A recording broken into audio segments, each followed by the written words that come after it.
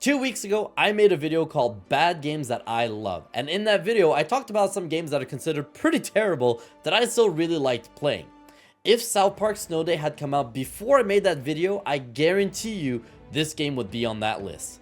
This game is not good, but I still had fun playing through it all, and I want to share with you guys my opinions in today's review. If you guys are new here, make sure to subscribe because we got a bunch more reviews, impressions, and news and other cool videos all the time on the channel. And make sure to give this video a thumbs up because for some reason that helps the YouTube algorithm. Now, let's get into my review of South Park Snow Day. Let's just get all the negative out of the way.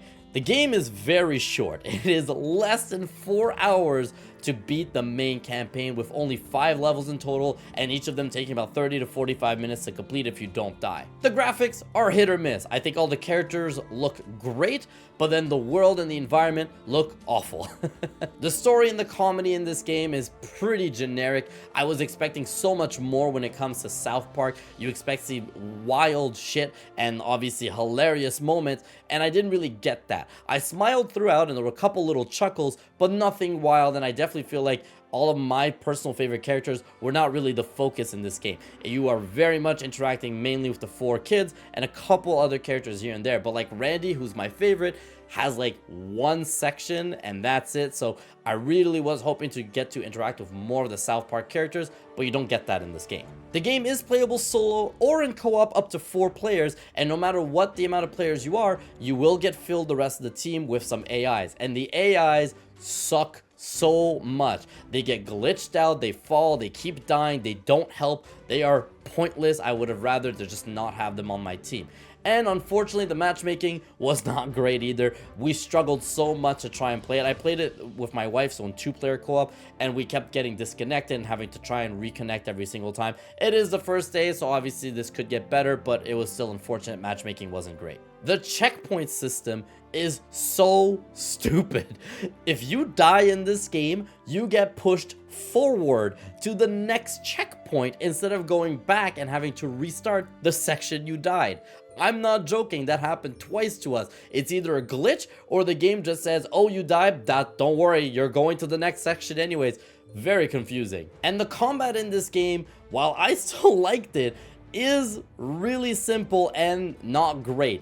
You choose 1 of 3 melee weapons, 1 of 3 ranged weapons, and then you get to choose 2 out of the 8 powers and you go in. The problem is that I didn't feel like any of them were well balanced. I felt like there was a very clear-cut overpowered melee range, and 1 or 2 of the powers were way better than the rest. Some of them I was like, there is no way I'm ever gonna use them. There's no lock-on system, so you're just swinging and hoping that you're hitting the right one, making sure that you're switching around between your melee and range based on what you're fighting. Most of the game is spent fighting, so the combat is going to be very important on hit or miss for you guys if you like it or not. It is really simple, it is brain dead, but I had fun while doing it, but it's just, I know it's not considered great at all. So as you just heard, there's so much bad here, and I can totally understand that this is a complete turnoff for a lot of people. But like I said, I still had fun with it. Let me tell you why I enjoyed the game. Even though there are only 5 main levels, I felt like they were all different enough from one another that I kept it fresh for those 3 or 4 hours that I played. There's a section where there's a truck following you and you gotta run away from it and defeat the enemies as quickly as you can to open up the next gate. There's another section where you're gonna split up to go find items to bring back and complete an objective. There's other sections where one of your members is gonna have to pick up an item and everyone else is gonna protect him to go back to the main section. It's not much, but when you take into just the fact that it's 5 levels and each of them were different enough, it was good enough for me. On top of the levels feeling different from one another, the boss fights were also different. There are 5 different boss fights, 1 at the end of each level, and they all had different ways to have to beat them. I don't want to go into too many spoilers, but I do want to talk about the different mechanisms of each of the bosses, so just be aware that we're going to go into some minor spoilers now. The boss fight against Kenny had a whole system where Kenny kept charming us, and that would prevent us from attacking him and causing all of our characters to fight one another, which was really unique that we had to attack from a distance and try and not get charmed. Whereas your fight with Stan, you actually have to destroy his shields first before you can attack him.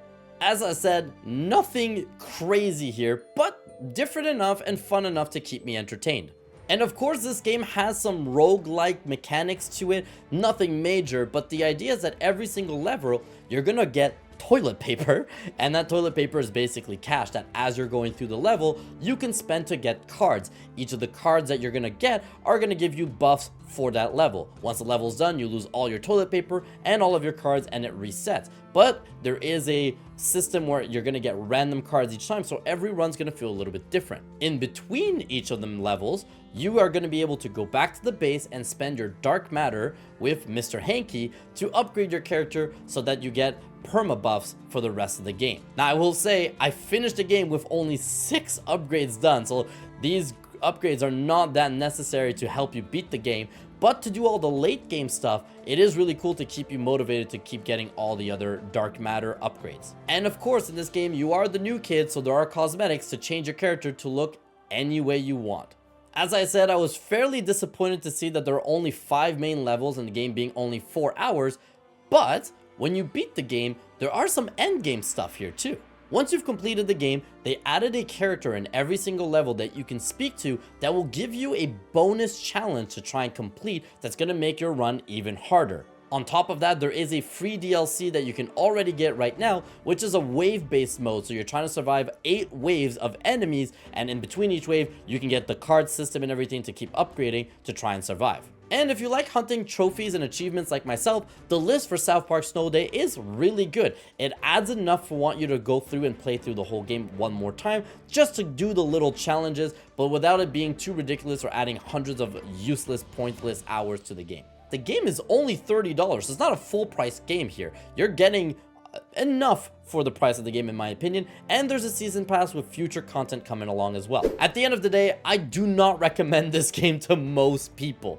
There are so many other great games out there. Heck, even the last 2 South Park games, Stick of Truth and Fractured Butthole, are way better than this game. But if you and some friends are just looking to get a cheap game for 1 night or 2 nights just to play through it, I think there's enough here that you can keep yourself entertained for like a weekend with a group and then just move on and totally forget about it. I definitely do not think you should play this game solo unless you are a trophy hunter. The list is probably worth it for you to go in there and try and complete and get the platinum. Even though the game is already really cheap, I still think you can wait and probably get this game on a discount or a sale, and it'll be way more worth it at that time. And that's my review of South Park Snow Day. I hope you guys liked it, and I normally end these videos by asking everyone to comment what they think of the game, but none of you played this, right? No one bought this game. So instead, tell me who your favorite character in South Park or your favorite episode of South Park in the comments down below for today. Alrighty, thanks for watching. Have a good rest of your day. Take care. Bye-bye.